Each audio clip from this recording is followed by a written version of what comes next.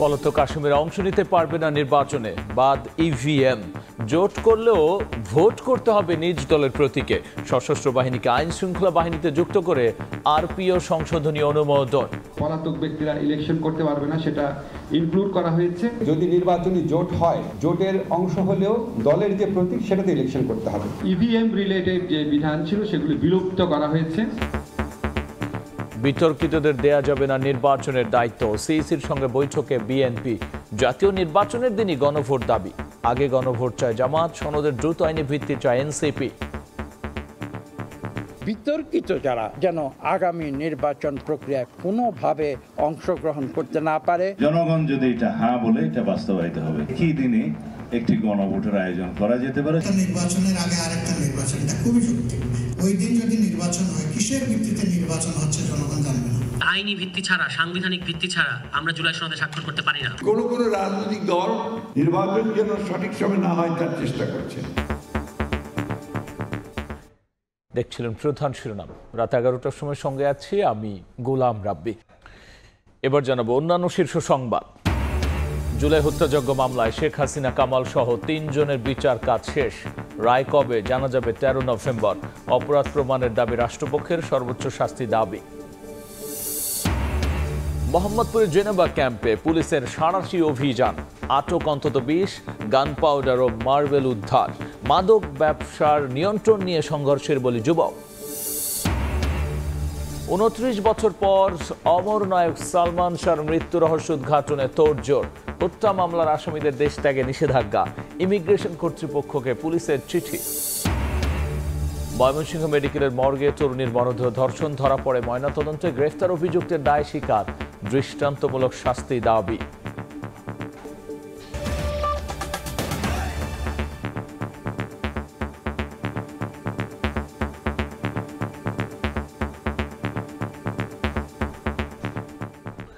নির্বাচনে অংশ নিতে পারবেন না পলাতক আসামিরা। জোট করলেও ভোট করতে হবে নিজ দলের প্রতীকে। আর থাকছে না ইভিএম। সশস্ত্র বাহিনীকে আইন শৃঙ্খলা বাহিনীতে যুক্ত করে আরপিও সংশোধনী অনুমোদন দিয়েছে উপদেষ্টা পরিষদ। বিকেলে সংবাদ সম্মেলনে আইন উপদেষ্টা জানিয়েছেন, ভোট গণনার সময় থাকতে পারবেন গণমাধ্যম কর্মীরা। জাতীয় নির্বাচন সামনে রেখে বেশ কিছু গুরুত্বপূর্ণ পরিবর্তন এনে গণপ্রতিনিধিত্ব আদেশ 2025-এর চূড়ান্ত অনুমোদন দিলেন উপদেষ্টা পরিষদ। বৃহস্পতিবার সকালে প্রধান উপদেষ্টার কার্যালয়ে বৈঠকে ডক্টর মোহাম্মদ ইউনূসের সভাপতিত্বে অন্য উপদেষ্টারাও উপস্থিত ছিলেন। আজকে বাংলাদেশের বিকেলে ফরেন সার্ভিস একাডেমিতে সংবাদ সম্মেলনে আইন উপদেষ্টা জানান, অনুমোদিত গণপ্রতিনিধিত্ব আদেশ অনুযায়ী আইনের চোখে পলাতক ব্যক্তি নির্বাচনে অংশ নিতে পারবেন না। ইভিএম বাতিল ও সশস্ত্র বাহিনীকে আইন শৃঙ্খলা বাহিনী হিসেবে অন্তর্ভুক্ত করা হয়েছে। এছাড়া দলগুলো নির্বাচনী জোট করলেও ভোট করতে হবে নিজ দলের প্রতীকেই। ভোট গণনার সময় থাকতে পারবেন গণমাধ্যম কর্মীরা। আইন শৃঙ্খলা রক্ষাকারী বাহিনীর যে ডেফিনেশন, সেখানে আর্মি, নেভি এবং এয়ারফোর্সকে ইনক্লুড করা হয়েছে। পলাতক ব্যক্তি যারা থাকবে বিভিন্ন মামলাতে, পলাতক ব্যক্তিরা ইলেকশন করতে পারবে না, সেটা ইনক্লুড করা হয়েছে। জোটের ক্ষেত্রে যদি নির্বাচনী জোট হয়, জোটের অংশ হলেও দলের যে প্রতীক সেটাতে ইলেকশন করতে হবে, যাতে ভোটাররা ক্লিয়ার আইডিয়া পান যে কোন দলের। ভোট কাউন্টিং এর জায়গাতে মিডিয়ার প্রেজেন্স, মিডিয়া থাকতে পারবে, সেটা বিধান করা হয়েছে। উপদেষ্টা জানান, নির্বাচনে নিয়োজিত কর্মকর্তারা পোস্টাল ব্যালটে ভোট দিতে পারবেন। হলফনামায় উল্লেখিত সব প্রার্থীর আয়ের উৎস ও সম্পদ প্রকাশ করা হবে ওয়েবসাইটে। পুরো আসনের ভোট বাতিলের ক্ষমতা দেওয়া হয়েছে নির্বাচন কমিশনের হাতে।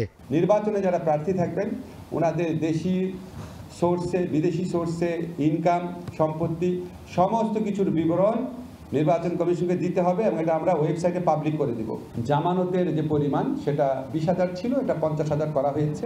একজন প্রার্থী থাকলে সেখানে যারা ভোটার আছে তারা না ভোট দিতে পারবে, যে প্রার্থী পছন্দ না, তখন সেখানে আবার নির্বাচন হবে। লক্ষ লক্ষ মানুষ নির্বাচনী কাজে ব্যস্ত থাকেন, ওনাদের ভোট দেওয়ার স্কোপ ছিল না। আমাদের বিধান করেছি যে পোস্টাল ব্যালটে ওনারা ভোট দেবেন। নির্বাচনী এলাকাতেই এত বেশি অনিয়ম হয়েছে যে পুরো নির্বাচনী এলাকার ভোটই বাতিল করা উচিত, তাহলে ইলেকশন কমিশন সেটা করতে পারবে, সেই ক্ষমতা দেওয়া হয়েছে। এছাড়াও সুপ্রিম কোর্ট সচিবালয় অধ্যাদেশ, নীতিগত অনুমোদন এবং জুলাই জাদুঘর আইন, দুদক আইন ও শ্রম আইন অধ্যাদেশ চূড়ান্ত করা হয়েছে। নাজমুস সালেহী, সময় সংবাদ, ঢাকা। বিতর্কিত কোনো কর্মকর্তাকে নির্বাচনের দায়িত্বে না রাখতে নির্বাচন কমিশনকে সতর্ক করেছে বিএনপি। সিসির সঙ্গে বৈঠক শেষে এই কথা বলেছেন দলটির স্থায়ী কমিটির সদস্য ডক্টর মঈন খান।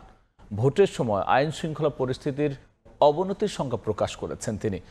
এবারের নির্বাচন দৃষ্টান্তমূলক করতে ইসিকে কঠোর হওয়ার পরামর্শ বিএনপির।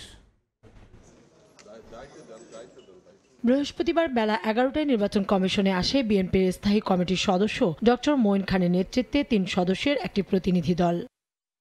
প্রধান নির্বাচন কমিশনার এএম নাসির উদ্দিনের সঙ্গে প্রায় 2 ঘন্টার বৈঠকে 36 দফার একটি প্রস্তাবনা তুলে ধরে বিএনপি। সেখানে বলা হয়েছে, নির্বাচনের নিরপেক্ষতা বজায় রাখার স্বার্থে ভোটগ্রহণ কর্মকর্তা বা প্রিজাইডিং অফিসার, সহকারী প্রিজাইডিং অফিসার, পোলিং অফিসার নিয়োগের ক্ষেত্রে দলীয় প্রতিষ্ঠান হিসেবে সর্বমহলে চিহ্নিত এমন প্রতিষ্ঠানের কর্মকর্তা কর্মচারীদের নিয়োগ দেয়া যাবে না।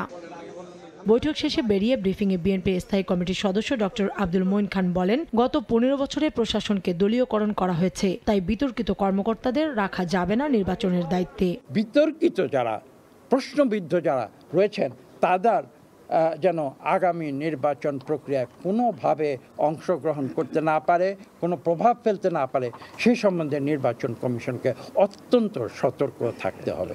জোট নিয়ে এখনো কোনো সিদ্ধান্ত হয়নি উল্লেখ করে ভোটের সময় আইনশৃঙ্খলা পরিস্থিতির অবনতির শঙ্কা প্রকাশ করেন মঈন খান। আমরা অনেকেই যে ভয়টা পাচ্ছি যে নির্বাচনের দিনে বিশৃঙ্খলা হবে, আইনশৃঙ্খলা পরিস্থিতির ক্ষতি হবে, নির্বাচন কমিশনকে আমরা অনুরোধ করেছি যে তারা যেন একটি উদাহরণ সৃষ্টি করতে পারে, যাতে বাংলাদেশের মানুষ শুধু নয়, বিশ্বের মানুষ যাতে বুঝতে পারে যে বাংলাদেশ গণতন্ত্রের পথে এগুচ্ছে। এদিন রাজনৈতিক দলের পাশাপাশি বিকেলে বাংলাদেশের নিযুক্ত মেক্সিকোর রাষ্ট্রদূত এবং বাংলাদেশে নিযুক্ত জার্মান রাষ্ট্রদূত সিএসির সঙ্গে বৈঠক করেন। কাউসারা চৌধুরী কুমু, সময় সংবাদ, ঢাকা। দেশ সাজাতে দ্রুত নির্বাচিত সরকার দরকার হলেও কিছু দল ভোট পেছানোর ষড়যন্ত্র করছে, এমন মন্তব্য করেছেন বিএনপির মহাসচিব মির্জা ফখরুল ইসলাম আলমগীর। এদিকে জনগণের মতামত নিয়ে সনদের আইনে ভিত্তি দিতে নির্বাচনের দিনই গণভোটের দাবি জানিয়েছেন দলটির স্থায়ী কমিটির সদস্য সালাউদ্দিন আহমদ। রাজধানীতে আলাদা অনুষ্ঠানে কথা বলেছেন তারা। নির্বাচন নিয়ে প্রতিদিনই রাজনৈতিক দলগুলোর আলোচনায় সরগরম রাজনৈতিক অঙ্গন। সরকারের নিরপেক্ষতা, নির্বাচনকালীন সময়ে প্রশাসনের ভূমিকা নিয়ে অন্তর্বর্তী সরকারের সঙ্গে দফায় দফায় চলছে বৈঠক। রাজধানীতে শহীদ রাষ্ট্রপতি জিয়াউর রহমানকে নিয়ে রচিত গ্রন্থের মোড়ক উন্মোচন অনুষ্ঠানে বিএনপি মহাসচিব বললেন, দেশ এগিয়ে নিতে দ্রুত নির্বাচন দরকার হলেও কিছু দল ভোট পেছানোর পায়তারা করছে। কোনো রাজনৈতিক দল নির্বাচন যেন পিছিয়ে যায়, নির্বাচন যেন সঠিক সময় না হয় তার চেষ্টা করছে। এটা ঠিক হচ্ছে না, কারণ এখন যেটা দরকার অতি দ্রুত নির্বাচনের মাধ্যমে একটা রাজনৈতিক সরকার দরকার। এদিকে জাতীয় প্রেস ক্লাবে এক অনুষ্ঠানে বিএনপির স্থায়ী কমিটির সদস্য সালাউদ্দিন আহমদ বলেন, সইয়ের পর জনগণের মতামত নিলেই আইনি ভিত্তি তৈরি হবে জুলাই জাতীয় সনদের। জাতীয় নির্বাচনের দিনই গণভোটের পক্ষেও দলের অবস্থান জানান তিনি। আমরা জনগণের কাছে যাব, জনগণ যদি এটা হ্যাঁ বলে এটা বাস্তবায়িত হবে, এবং সেই সম্মতির জন্য আমি বলেছি একই দিনে একটি গণভোটের আয়োজন করা যেতে পারে, ছোট্ট একটা ব্যালটের মধ্যে, শুধু জুলাই জাতীয় সনদের পক্ষে অথবা বিপক্ষে হ্যাঁ অথবা না বলুন, এর মধ্যে।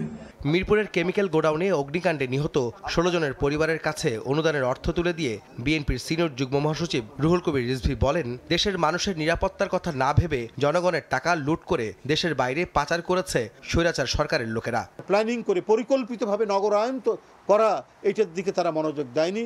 তারা কিভাবে 50টা, 100টা, 200টা বাড়ি বানানো যায় লন্ডনে, সেটাই তারা করেছেন। এদিন বিকেলে গুলশানে বিএনপি চেয়ারপারসনের কার্যালয়ে বাংলাদেশে সফররত নেদারল্যান্ডসের ইনস্টিটিউট ফর মাল্টি পার্টি ডেমোক্রেসির নেতৃবৃন্দ বৈঠক করে। আহমেদ সালেহিন, সময় সংবাদ, ঢাকা। ফেব্রুয়ারি নির্বাচন নিয়ে শঙ্কা নেই বলে জানিয়েছেন জামায়াতের আমির ডাক্তার শফিকুর রহমান। তবে নির্বাচনের আগেই গণভোট চায় দলটি। যুক্তরাষ্ট্রের নিউ ইয়র্কে সাংবাদিকদের সঙ্গে মতবিনিময় সভায় ডাক্তার শফিকুর রহমান বলেছেন, ভারতের সঙ্গে সমতার ভিত্তিতে সম্পর্ক চায় জামাত। ক্ষমতা গেলে নির্বিঘ্নে থাকবেন সংখ্যালঘুরা। আর 1947 সাল থেকে এখনো পর্যন্ত দলীয় ভুলের জন্য কেউ কষ্ট পেয়ে থাকলে তার জন্য নিঃশর্ত ক্ষমা চেয়েছেন জামাত আমির। নিউ ইয়র্ক থেকে হাসানুজ্জামান সাকির রিপোর্ট। বুধবার সকালে নিউ ইয়র্কে এসে সন্ধ্যায় সাংবাদিকদের সঙ্গে মতবিনিময় সভায় মিলিত হন জামায়াতে ইসলামীর আমির ডাক্তার শফিকুর রহমান। দেশের চলমান রাজনৈতিক পরিস্থিতি, আগামী নির্বাচন সহ নানা ইস্যুতে কথা বলেন তিনি। সাংবাদিকদের প্রশ্নের জবাবে জামায়াতের আমির বলেন, ফেব্রুয়ারিতে নির্বাচন নিয়ে কোনো অনিশ্চয়তা নেই, তবে পিআর সহ সংস্কার ইস্যুতে জাতীয় নির্বাচনের আগে গণভোট চায় জামায়াত।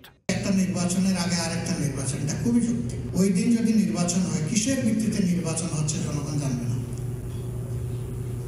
2 নম্বর হলো তখন 2টা পেপার পাবে, ব্যালট পেপার। আমাদের দেশের মানুষ অত সচেতন নয়, একটা পকেটে ঢুকে আরেকটাতে সিল মেরে যেটাতে মার্কা দেখবে সে চলে আসবে। এতে গোটা নির্বাচন ব্যবস্থাটাই ফ্রেজাইল হয়ে যাবে।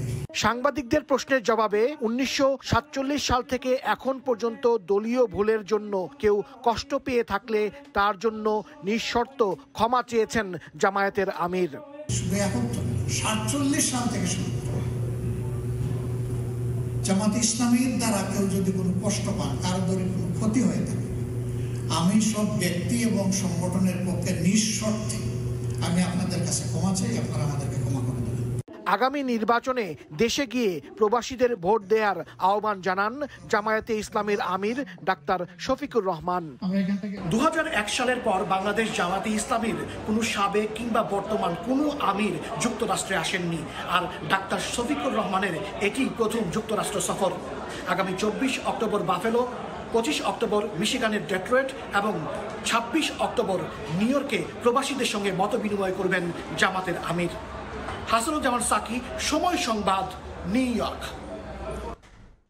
বড় রাজনৈতিক দলের প্রভাবে আইনি ভিত্তি ছাড়াই জুলাই সনদ ঘোষণা করেছে সরকার। তবে আইনি ভিত্তি ছাড়া কারো চাপে সই করবে না এনসিপি।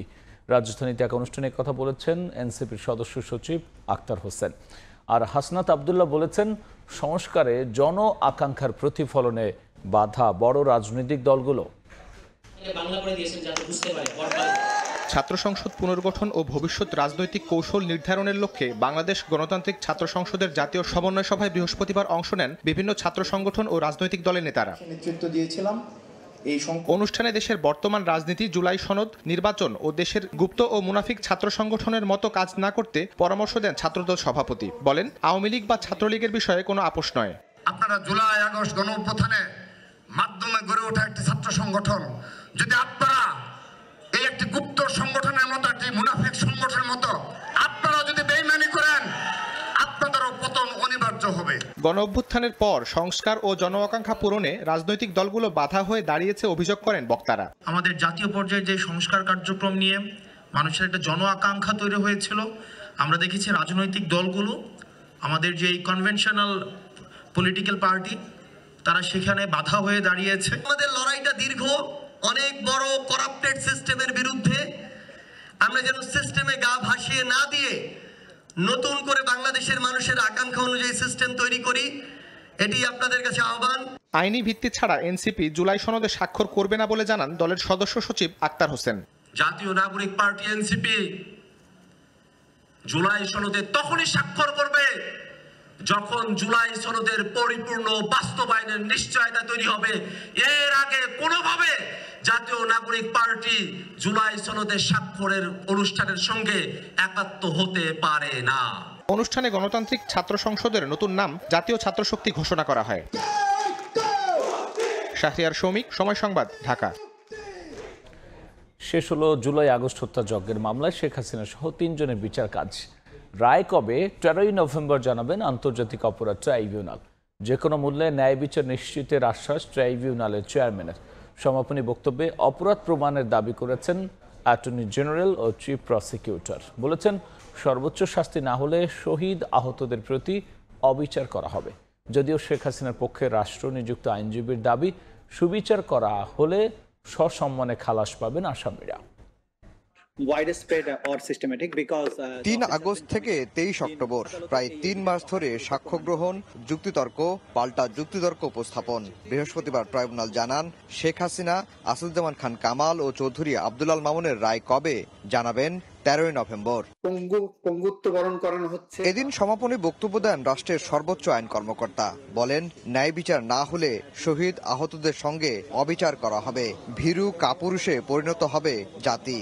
আমি বলেছি, এখানে যদি ন্যায় বিচার না হয় তাহলে মার্টিন লুথার এখানে একটা অবিচার হবে, এবং সেখানে মার্টিন লুথার কিং এর ভাষায় injustice anywhere is a threat to justice everywhere. মৌখিক সার্কামস্টেন্সিয়াল সমস্ত ধরনের সাক্ষ্যের ভিত্তিতেই প্রসিকিউশন পক্ষ বিয়ন্ড অল রিজনেবল ডাউট প্রমাণ করেছেন যেই অপরাধ সংগঠিত হয়েছে এবং এই অপরাধের সাথে সম্পৃক্ত এই আসামিরা। আমি বলেছি, এই অপরাধের যদি বিচার না হয়, এই আসামিরা যদি খালাস পায়, তাহলে এই ধরনের অপরাধ আগামী প্রজন্মের সামনে আরও আসবে। সুতরাং এগুলো ভবিষ্যৎ প্রজন্মেরকে রক্ষা করার জন্য এই ন্যায় বিচার অনেক বেশি জরুরি। অ্যাটর্নি জেনারেল আরও বলেন, সাহস থাকলে দেশে এসে বিচারের মুখোমুখি হতেন শেখ হাসিনা। ট্রাইব্যুনালের রায় মেনে নেয়ারও আহ্বান জানান তিনি। সোনালী আগামীর জন্য তারা এসে বাংলাদেশে বিচারের মুখোমুখি হয়ে যদি ফাঁসির কাষ্ঠে দাঁড়িয়েও চোখে চোখ রেখে বলতেন, বাংলাদেশের মানুষের জন্য আমাদের জীবন উৎসর্গ করে দিয়ে গেলাম, তাহলেও তাদের কিছুটা প্রায়শ্চিত্ত হতো। ওনারা সেটা বলেননি। চিফ প্রসিকিউটর বলেন, হিমালয়ের মতো দৃঢ় এবং ক্রিস্টাল ক্লিয়ার সাক্ষ্য প্রমাণ উপস্থাপনের মধ্য দিয়ে শেখ হাসিনা ও কামালের অপরাধ সন্দেহাতীতভাবে প্রমাণিত হয়েছে। কোয়ালিটি অফ এভিডেন্স আমরা এখানে যেটা প্রডিউস করেছি, যে এভিডেন্স এখানে আমরা উপস্থাপন করেছি, এটা হিমালয়ের মতো দৃঢ়, ক্রিস্টালের মতো স্বচ্ছ, অকাট্যভাবে যেহেতু প্রমাণ হয়েছে, এগুলো কাট করার মতো কোনো শক্তি ডিফেন্সে ছিল না, এটা আমরা বলেছি।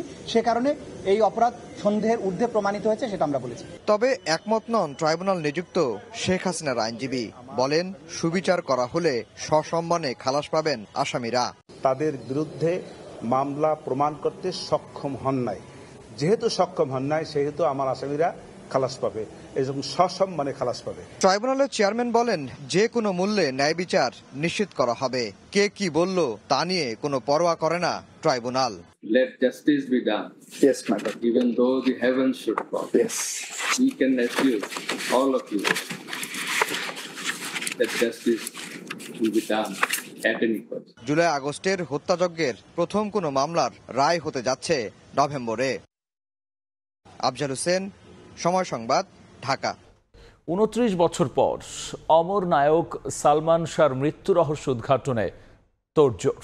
এবার হত্যা মামলার আসামিদের দেশ ত্যাগে নিষেধাজ্ঞা জারি করা হয়েছে। ইমিগ্রেশন কর্তৃপক্ষকে চিঠি দিয়েছে রমনা থানা পুলিশ। সে অপমৃত্যুর মামলা রূপ নিয়েছে হত্যা মামলায়। নতুন করে হত্যা মামলা হওয়ায় তোড়জোড় শুরু করেছে পুলিশ। সালমান শাহর স্কাটনের বাসা দিয়ে শুরু হয়েছে পুলিশি তদন্ত। আসামিদের দেশ ত্যাগে নিষেধাজ্ঞা জারি করেছে রমনা থানা পুলিশ। আনুষ্ঠানিকভাবে অবগত করা হয়েছে ইমিগ্রেশন কর্তৃপক্ষকেও। আসামিদের গতিবিধি নজরদারিতে তৎপর আইন শৃঙ্খলা বাহিনী। দীর্ঘদিনের একটা মামলা, প্রায় 29 বছর আগের বিষয়। তো আমরা যাদের নাম দিয়েছে তাদের বিষয়ে আমরা খোঁজখবর নিচ্ছি। অনেকে হয়তো দেশের বাইরেও আছে, দেশে যারা আছে তাদের আমরা মোবাইল নাম্বারগুলো টেকনোলজির মাধ্যমে সাপোর্ট নিচ্ছি আর কি, তাদের অবস্থান শনাক্তের চেষ্টা করছি। আর যারা দেশে রয়েছে তারা যেন দেশের বাইরে যেতে না পারে, এই জন্য আমরা ইমিগ্রেশনে অলরেডি একটা চিঠি দিয়েছি যাতে তারা দেশের বাইরে যেতে না পারে। সালমান শাহর রহস্যময় মৃত্যু নিয়ে নতুন করে আলোচনায় সরগরম চলচ্চিত্র পাড়া। পরিবার ও ভক্তদের প্রত্যাশা, এবার উন্মোচন হবে মৃত্যু রহস্য। মহিব আল হাসান, সময় সংবাদ, ঢাকা। মোহাম্মদপুরে মাদক ব্যবসার নিয়ন্ত্রণ নিয়ে সংঘর্ষে আবারও বলি এক যুবক। ককটেল বিস্ফোরণে প্রাণহানির পর বৃহস্পতিবার রাতেই জেনেভা ক্যাম্পে পুলিশের সাঁড়াশি অভিযান। উদ্ধার করা হয় গান পাউডার ও মার্বেল। জড়িত সন্দেহে আটক করা হয় অন্তত 20 জনকে। মাদক ব্যবসা নিয়ন্ত্রণ আর আধিপত্যের দ্বন্দ্বে আবারও উত্তপ্ত রাজধানীর মোহাম্মদপুরের জেনেভা ক্যাম্প। দুই গ্রুপের সংঘর্ষে এক তরুণের মৃত্যুর পর অপরাধীদের ধরতে মাঠে আইন শৃঙ্খলা বাহিনী। বৃহস্পতিবার রাতে জেনেভা ক্যাম্পে চলে অভিযান। জব্দ করা হয় গান পাউডার ও মার্বেল। পুলিশ বলছে জেনেভা ক্যাম্প ঘনবসতিপূর্ণ হওয়ায় বেগ পেতে হয় আসামিদের ধরতে। অপরাধীরা বিভিন্ন গ্রুপে উপগ্রুপে বিভক্ত থাকায় আসামিদের তাৎক্ষণিক শনাক্ত করা ছিল চ্যালেঞ্জিং। মাদকের যে স্পটগুলো আছে এইগুলো স্পটগুলো আমরা দরজা জানলা ভেঙে দিছি, ভেঙে দিয়ে ওইগুলো কিন্তু আমাদের জব্দ করে নিছে। এখানে এরা বিল্ডিং বানাচ্ছিল, মাদক বিক্রি করতেছিল, মারামারির সরঞ্জাম রাখতেছিল, সেটা আমরা জব্দ করছি। যখন আমরা একটু চলে যাই, এই যে শেষ রাতে এরা এখন আবার এই যে গন্ডগোল করা শুরু করছে, ছোট ছোট বিষয় নিয়ে ধরেন যারা গন্ডগোল করে। এদিকে ঘটনার পর থেকে চাপা আতঙ্কে স্থানীয়রা। তাদের অভিযোগ আইন শৃঙ্খলা বাহিনীর অভিযানেও শান্ত হচ্ছে না জেনেভা ক্যাম্প। 3টার পরের থেকে তারা অত্যাচার করে বেশি। কি করে আইসা ওই যে কোপায়, হিট মারে, বম মারে। বাসিন্দারা বলছেন সবচেয়ে বেশি মাদক কারবার চলে ক্যাম্পের 7 নম্বর ও 4 নম্বর গলিতে। এর সঙ্গে চোয়া সেলিম, শাহ আলম, তারিক, পারমনু ওরফে গালকাটা মনু, চেম্বার রাজ, পিচ্চি রাজা, ঠোঁট গোলাপি, ফারুক এবং ইমতিয়াজ সহ জড়িত বেশ কয়েকজন। সোদপুরিয়া গুরু ওই সাইডে থাকে, পারমনু, পিচ্চি রাজা, এরা সব মিলাই এলাকা নিতে চায়। গেল 6 মাসে জেনেভা ক্যাম্প থেকে 1000-এর বেশি অপরাধীকে গ্রেপ্তার করেছে যৌথ বাহিনী। কামরুল হাসান, সময় সংবাদ, ঢাকা। নিয়োগ বিশেষ বিধিমালা 2025 অনুমোদনে বিলম্ব এবং সুপারিশ বঞ্চিত করার প্রতিবাদে রাজধানীর বাংলা মোটরে অবস্থান নিয়ে বিক্ষোভ করছে 43তম বিসিএস নন ক্যাডার প্রত্যাশী প্রার্থীরা। সেখানে রয়েছেন সহকর্মী সামদানি প্রত্যয়। সরাসরি চলে যাচ্ছি তার কাছে। বিসিএস বিশেষ নিয়োগ বিধিমালা 2025 সুপরিকল্পিতভাবে বাতিল এবং এই যে বিসিএস নন ক্যাডার পরীক্ষার্থীরা রয়েছেন এবং নন ক্যাডার প্রত্যাশী প্রার্থীরা রয়েছেন, তারা বাংলা মোটরে অবস্থান কর্মসূচি পালন করছেন। তাদের দাবি বা তারা মনে করছেন যে বিসিএস এর যে নন ক্যাডার পদ, সে নন ক্যাডার পদের নিয়োগে যে বিশেষ নিয়োগের যে একটি কার্যক্রম ছিল, সেটিকে অনুমোদনে পরিকল্পিতভাবে পিএসসির পক্ষ থেকে পরিকল্পিতভাবে বিলম্বিত করা হচ্ছে এবং এক্ষেত্রে একটি সুপারিশের যে জায়গাটি ছিল বিসিএসে অনেকগুলো পদ বাড়লেও সেই সুপারিশ না বাড়ার ক্ষেত্রে তারা বাংলা মোটরে 43তম বিসিএস নন ক্যাডার প্রত্যাশী প্রার্থীরা অবস্থান করছেন। তারা মূলত 3টি দাবিতে এখানে অবস্থান করছেন। তারা বলছেন 43তম বিসিএস ভাই উত্তীর্ণ, কিন্তু পদস্বল্পতার কারণে তাদের কিন্তু ক্যাডার বঞ্চিত যে প্রার্থীরা রয়েছেন তাদের পূর্ণাঙ্গ তালিকাটি 2014 সালের আগেও প্রকাশ করা হলে এখন সেটি প্রকাশ করা হচ্ছে না। একই সঙ্গে আজ তারা পিএসসির সামনে গিয়েছিলেন এবং তারা সেখানে এই যে বিশেষ নিয়োগ বিধিমালা 2025 সেই নিয়োগ বিধিমালাটি বাতিল করার যে চক্রান্তের দাবি তারা করছেন, সেটি বাতিল করে নতুন বিধিমালা এবং বিসিএস প্রার্থীদের তালিকা প্রকাশ করার জন্য তারা পিএসসির সামনে আজ সন্ধ্যায় অবস্থান করতে গিয়েছিলেন। আজ কিন্তু আমরা দেখেছি এনসিপির সংগঠক সার্জিস আলম, তিনিও বিসিএস এর এই নিয়োগ বিধিমালাটি সংশোধনের জন্য সাংবাদিকদের সঙ্গে কথা বলেছিলেন। বাংলা মোটরে আমরা এখনও অবস্থান করছি বিসিএস 43তম প্রার্থীদের অবস্থান কর্মসূচিতে। তো আমরা আরও সামনে আপডেট জানতে পারবো। আজ এখানে আমাদের এ পর্যন্তই, আমার কাছে রয়েছে সবশেষ। আমরা সরাসরি ছিলাম বাংলা মোটরে। গ্রাহকের টাকা আত্মসাতের মামলায় ফরেস্ট লাইফের সাবেক চেয়ারম্যান নজরুল ইসলামের 5 দিনের রিমান্ড মঞ্জুর করেছেন আদালত। বংশাল থেকে গ্রেফতারের পর তাকে আদালতে তোলা হলে এই আদেশ দেওয়া হয়। এদিন ইসলামী ব্যাংকের সাবেক চেয়ারম্যান ওবায়দুল্লাহ আল মাসুদের 39টি ব্যাংক হিসাব জব্দের আদেশ দেন আদালত। আর 500 কোটি টাকার ঋণ অনিয়মে ন্যাশনাল ব্যাংকের 6 কর্মকর্তা সহ 12 জনের বিরুদ্ধে মামলার অনুমোদন দিয়েছে দুদক। ফরেস্ট লাইফ ইন্স্যুরেন্সের সাবেক চেয়ারম্যান নজরুল ইসলামকে বৃহস্পতিবার বিকেলে গ্রেফতার করে দুদকের উপপরিচালক মশিউর রহমানের নেতৃত্বে একটি দল। গ্রাহকের 207 কোটি টাকা আত্মসাতের অভিযোগে রাজধানীর বংশাল এলাকা থেকে তাকে গ্রেফতার করা হয়। পরে ঢাকা মহানগর সিনিয়র স্পেশাল জজ আদালতে হাজির করে 7 দিনের রিমান্ড আবেদন করলে 5 দিনের রিমান্ড মঞ্জুর হয়। এদিকে ঋণ বিতরণের নামে প্রায় 500 কোটি টাকা আত্মসাতের অভিযোগে ন্যাশনাল ব্যাংকের গুলশান শাখার সাবেক ম্যানেজার রফিকুল ইসলাম সহ 12 জনের বিরুদ্ধে মামলার অনুমোদন দিয়েছে দুদক। ন্যাশনাল ব্যাংকের গুলশান কর্পোরেট ব্রাঞ্চ থেকে ঋণ বিতরণের নামে অনিয়ম ও দুর্নীতির মাধ্যমে 496 কোটি টাকারও বেশি অর্থ ক্ষমতার অপব্যবহার করে আত্মসাতের অভিযোগে 12 জনের বিরুদ্ধে দুর্নীতি দমন কমিশন হতে একটি মামলা রুজুর অনুমোদন হয়েছে। আর 9.5 কোটি টাকার সন্দেহজনক লেনদেনের অভিযোগে মামলা হয়েছে আওয়ামী লীগ নেতা জাহাঙ্গীর কবির নানকের পিএস মাসুদুর রহমান বিপ্লবের বিরুদ্ধে। তার বিরুদ্ধে জ্ঞাত আয় বহির্ভূত সম্পদ অর্জনের অভিযোগে একটি মামলার অনুমোদন হয়েছে। এদিন দুদকের আবেদনে ঋণ জালিয়াতি সহ বিভিন্ন অনিয়মের অভিযোগে ইসলামী ব্যাংকের সাবেক চেয়ারম্যান ওবায়দুল্লাহ আল মাসুদের ৩৯ ব্যাংক হিসাব জব্দের আদেশ দিয়েছেন আদালত। তাসলিম তৌহিদ, সময় সংবাদ, ঢাকা। জুলাই হত্যা মামলায় নিষিদ্ধ ছাত্রলীগ নেতাকে মুন্সিগঞ্জের আদালতে তোলার সময় হট্টগোল হয়েছে। এ সময় আসামিকে উদ্দেশ্য করে ডিম ছুঁড়ে মারেন বিক্ষুব্ধ জনতা। পরে বিক্ষোভকারীদের ছত্রভঙ্গ করে দেন সেনা সদস্যরা।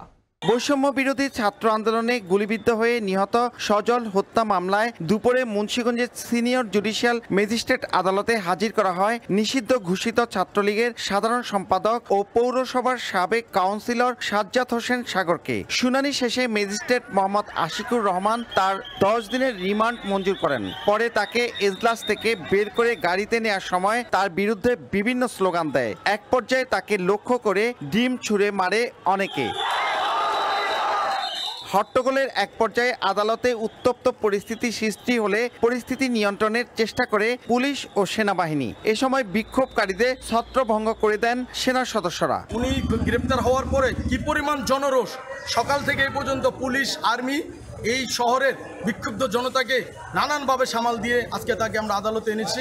বিক্ষুব্ধ জনতা থেকে আমরা তাকে রক্ষা করেছি। আমরা চাই আইনের শাসন প্রতিষ্ঠা হোক, ন্যায় বিচার প্রতিষ্ঠা হোক। পুলিশ জানায় 2024 সালের 5 আগস্টের পর সাগর গা ঢাকা দেয়। এক পর্যায়ে গোপনে দক্ষিণ কোরিয়া চলে যায় সে, কিন্তু সেখানেও বিশৃঙ্খলার দায়ে তাকে গ্রেপ্তার করে দেশে ফেরত পাঠায় দেশটির পুলিশ।